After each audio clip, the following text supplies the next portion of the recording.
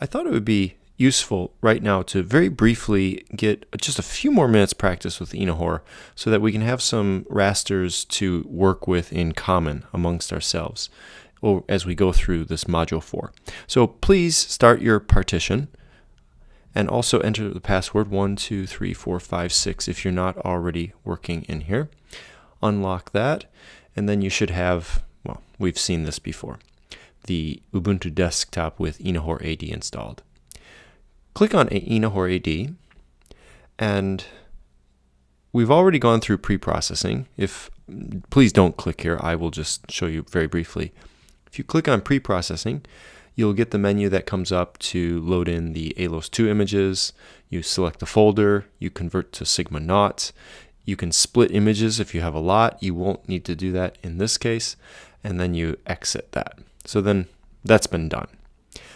The rice crop mapper, we had done this before, but in order to actually get the same files to work with the threshold values of -15 and 3, let's open this up one more time.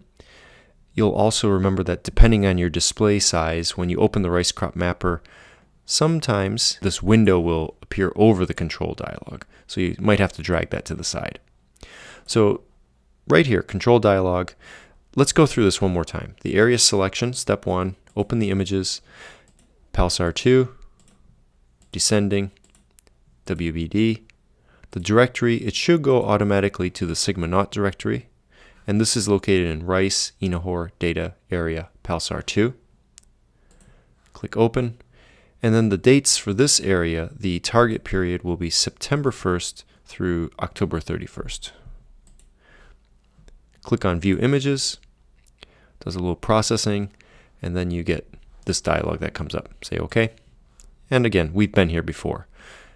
When you click OK, then you'll notice after this does its processing, you'll have the images pop into the area where they geographically should.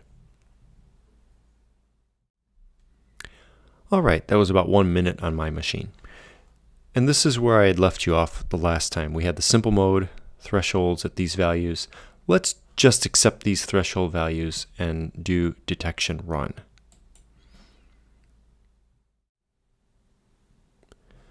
"20 seconds perhaps.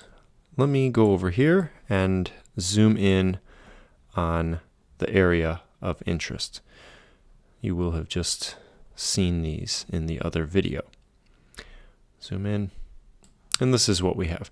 Now in this window itself, this is fine. It's very handy. We can look through this difference image in particular is really interesting. We can look through different images.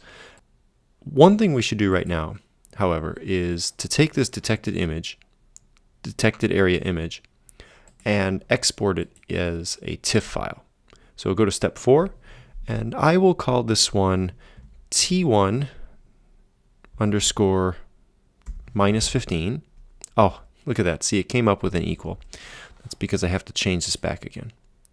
If you click on Japanese or US, I go for US, and then I get the normal use of my keyboard, the underscore.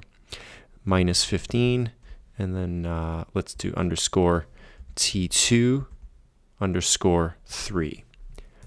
And that will just let me know that threshold 1 was -15 and threshold 2 was 3.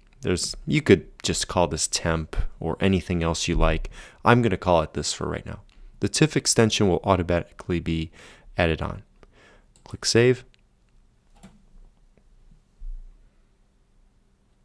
And you should get this message that says the result has been saved. Close and go to the home folder. And if you look in INAHOR, data, area, output, you should have this TIFF file right here. Ignore this, I had done it earlier and hadn't deleted it. So this is the file you want. In the next section, we're going to be moving over to QGIS. So you'll want to remember where this file is located. This is actually inside your Ubuntu virtual machine right now, so you might want to copy this back over to the Windows side, however you've been doing that. Okay, so let's go over to QGIS on the Windows side.